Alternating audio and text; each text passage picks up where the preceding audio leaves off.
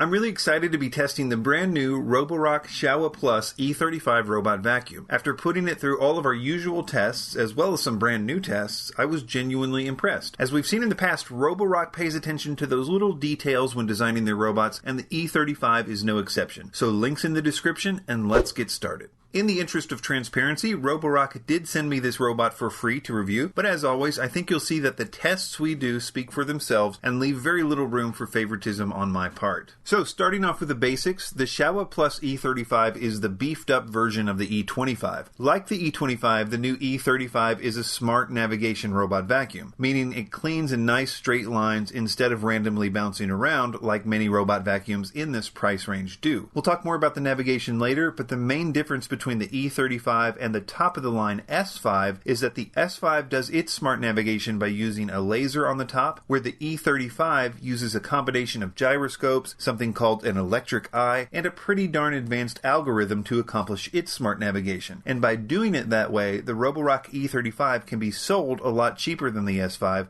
and we'll talk more about the merits of each type of navigation later on. So we started out by testing the power. After all, Roborock says that the E35 has 2,000 pascals of suction, 200 more than the E25. We tested the airflow with an anemometer on all 4 power settings, which are called silent, standard, strong, and max power. The results pretty much mirrored the E25 airflow numbers as well as the S5 numbers, which are all well above average for robot vacuums. The additional suction power showed up in the carpet deep clean test though. In this test, we embed exactly 100 grams of sand into a medium pile carpet and run it for 5 minutes and then weigh the dustbin, and the E35 set a new Vacuum Wars record at 77. One of the reasons I love Roborock is that they have such a clean pickup on both hard floors and carpet. We tested the E35 on its lowest power setting and its highest power setting on both hard floors and carpet. On carpet, it didn't seem to matter if low or high power was used. In both cases, it picked up all the debris from fine debris to extra large debris with no issues and left almost nothing behind at the end of its run. Very much above average for cleaning debris off the surface of the carpet. That being said, I would use the carpet boost mode in the app, which means that you can run it in low or medium power to save battery life, but when it senses carpet, it will automatically boost the suction to max so that you can get the benefit of that excellent deep cleaning we talked about earlier. On hard floors, there was a bit of a difference between the really low and really high power settings. On high power, it was one of the better pickup performances I've ever seen. A nice, clean pickup without scattering debris, picking up even heavy debris like sand on the first or second pass. Basically, it's the exact same performance of the S5 on high power, which isn't surprising since they're using the exact same interchangeable components in the same configuration with the same motor. Its super low power did really good with most debris types, but for fine debris, it took several passes to pick it all up. So on hard floors, I would recommend using at least the standard or strong setting for hard floors. The max power may be overkill, but the results were outstanding. The pet hair and human hair test was really good. So the first thing I noticed was the complete lack of exhaust disturbance with the light debris. So many robot vacuums blow light debris around everywhere with their exhaust, and this is an example of Roborock paying attention to details. It has a dual exhaust which is diffused, which accounts for the lack of disturbance of the hair or any other light debris. But the really impressive part of this test was the brush at the end of the test. Roborock does call their brush an anti-tangle brush, but pretty much every robot vacuum manufacturer makes that same claim, but Roborock is the only one I've seen to date that actually resists pet hair tangles, so that's pretty cool. Alright, so we have the mopping test and the navigation test to get to, but first I wanted to hit the battery life and the bin size, both of which were really impressive. The battery life jumped up to 150 minutes, that's 2.5 hours on the E35. That number is on low power, but it's the highest number you're likely to find in the robot vacuum world. The S5 also has 150 minutes on low power, but it had to reduce the bin size to accommodate the larger battery. But the E35 has the best of both worlds, the larger battery and the super large 640 milliliter dustbin, easily twice the size of the average Roomba dustbin. So yeah, pretty cool.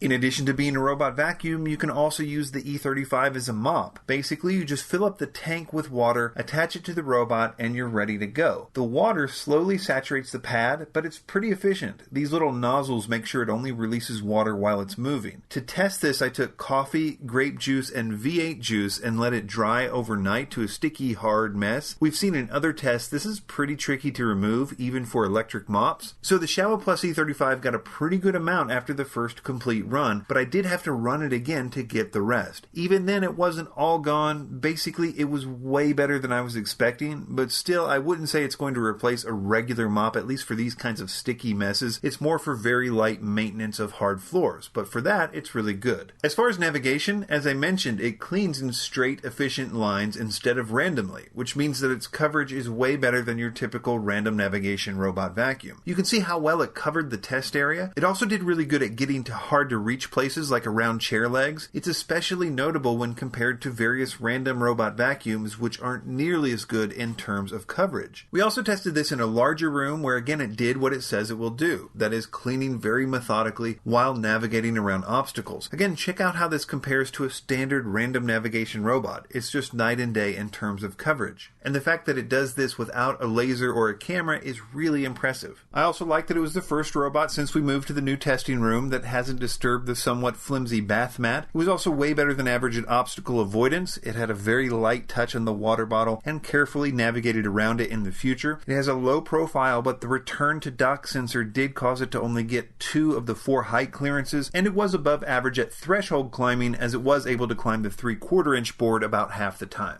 So since the E35 is so much cheaper, why would you pay the extra money for the S5, which basically cleans the same and can also navigate in straight, efficient lines? The difference is the lasers, and the difference is that the more expensive S5 generates a map that you can interact with, including creating areas that you don't want the robot vacuum to go, which I really do like, and you can see a review of the S5 for more on that. But basically, the main difference between the S5 and the cheaper E35 is that the E35 doesn't have all those advanced app and map features which make the S5 just a touch smarter. Don't get me wrong, the E35 does generate a map, but you can't do anything with it or interact with it. It's just there to show you the areas it cleaned. But if you don't need all those extra features, the E35 is as good or better than the S5 in terms of pure cleaning ability at a cheaper price. So links in the description for current prices on the E35, as well as links to our reviews of the E25 and S5. Thanks for watching.